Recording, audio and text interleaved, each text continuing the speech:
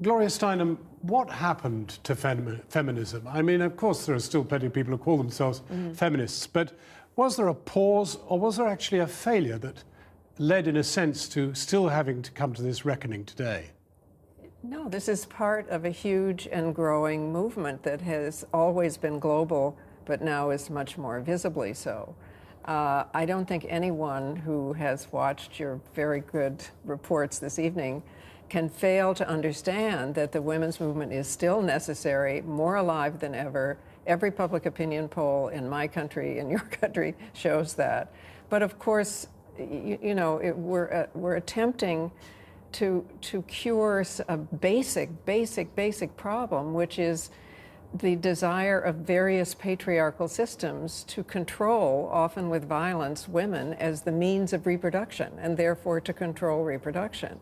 It hasn't always been true in human history, but it's been true for a very long time, and it goes very deep. But your movement was able to empower women, but it doesn't No, it hasn't empowered women. Well, to some extent it has, because they found a voice. And I want to put it to you that it's men that you needed to change, and you haven't managed to do that. No, actually, I'm here to make you feel better about change, because, because actually, for instance, in our recent election of President Obama, more than half of the women who voted for him self-identified as feminists, and 30% of the men also self-identified as feminists.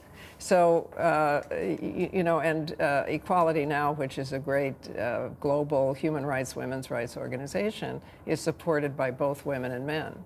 One of the issues, though, is how you change what is an expanding industry of pornography, sexualization of women and men to some extent, which is actually, if anything, worse now than it was when you started your campaigns in the 60s and 70s. Yeah, it's now much more public because of technology. I mean, you can get it in your home in a way that wasn't, it was present, it was underground, always.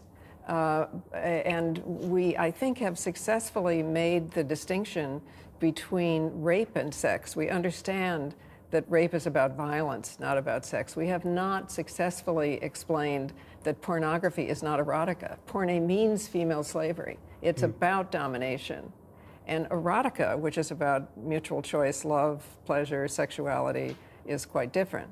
Well, I don't want to show you page 3 of a Murdoch newspaper here called The Sun, which is, it's all right. Read by about... I have him in my country. Well, I know you do, but this is read by millions of people. Yeah. And every day it has a naked woman on the front, or half naked at least, and in a most exploitative manner.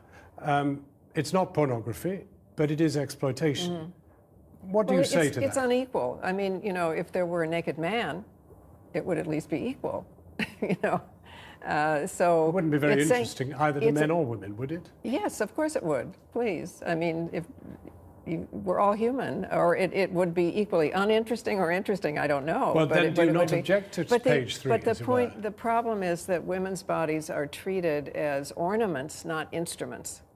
Instead of what we can do, sports has actually helped a great deal to change that, and women being in the paid labor force and all kinds of physical jobs has helped to change that.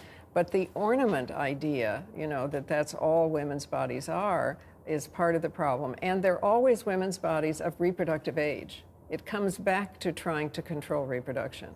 What do you do when it comes to religion and to the effect that some religions have on women's rights and their inequality, you could argue, particularly in the Islamic world, but in many places in Africa beyond that sort of religion? I think in general women are doing two things. They're either inside those religions trying to argue from within them, because frequently the originators of that religion, like Muhammad or like Jesus, were really much nicer guys than anybody has said, and what they said is often quite different from what is being attributed to them. Or they are outside trying to say, look, if God is man, man is God, so monotheism itself is the problem. I mean, God is present in all living things, in all human beings and in all living things, and that was the original system or belief for 95% of human history. But God is a male figure. No. Well, we talk about him, don't we? No, I don't, and many people don't. You know, but you know, it depends. I bet in religious education in both our countries you'd find God described to children as Yes, him. I'm sure you would, but you'd also find a lot of people. For instance, there was a wonderful Catholic priest in Minneapolis, in my country, Father Harvey Egan, a Catholic priest who prayed to God the Mother as kind of balance for you know, all these centuries of praying only to God. You'll find a lot of people who are trying to address spirituality and who well understand that religion is often politics you can't talk about. Gloria Steinem, thank you very much for talking with us. Thank you. Thanks very much.